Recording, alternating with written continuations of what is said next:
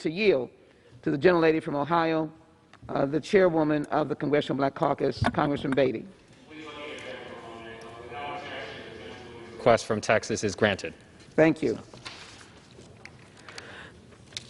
Mr. Speaker, it gives me great honor to thank our co-chair, the gentlelady from Texas, Congresswoman Sheila Jackson Lee, the CBC's parliamentarian, a true constitutional scholar, and someone who is fighting for us every day to reauthorize the Voting Rights Act.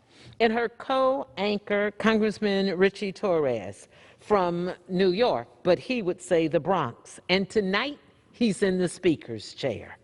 I'm very honored to have as our guest co-anchor today, Congresswoman Terry Sewell, another scholar, another lawyer, a person who has led us every year across that bridge. She's known as the daughter of Selma.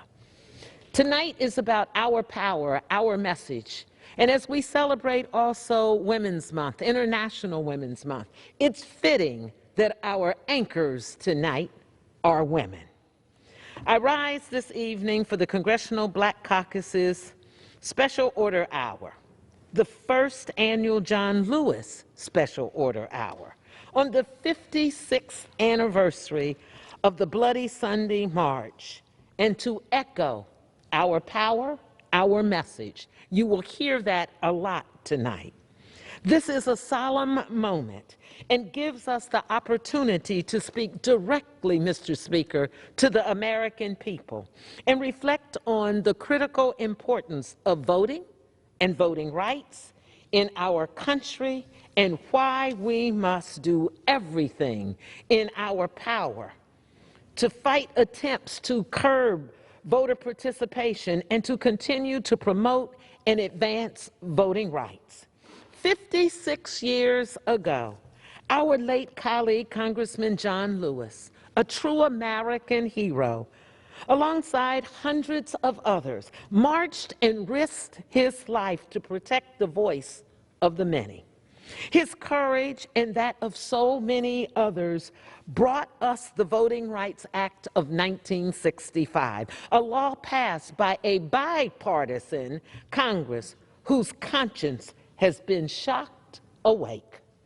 These members of the Congress, Republicans and Democrats, could no longer turn their eyes on the brutality that they witnessed on television at the Edmund Pettus Bridge in Selma, Alabama. They knew it was time in history to come together for justice against all of the injustices. Without the voting rights, Mr. Speaker, our democracy would be in name only. Well, we are here tonight at another inflection point in this country, where we shall decide to follow the forces of partisanship, divisiveness, and anger, or we would do the right thing. And that right thing that I am so pleased to be here today, that right thing is for us to do good and to make good trouble, because history will judge all of us on our good trouble. Let me end by saying, tonight, the Congressional Black Caucus stands here to remind you, as our late great brother, friend, colleague, John Lewis said, and I quote, "I say to the people here today, we must be prepared, because if you believe in something, you have got to go for it. As individuals, we may not live to see the end."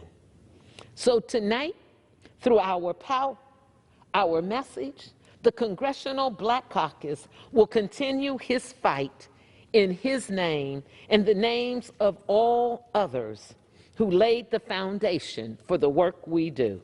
So I call on all the members to do the right thing, because it's always the right time to do what is right. Let's pass the John Lewis Voting Rights Advancement Act, and H.R. 1 for the people. Now I yield back to our distinguished co-chair, the gentlewoman from Texas, Congresswoman Sheila Jackson Lee.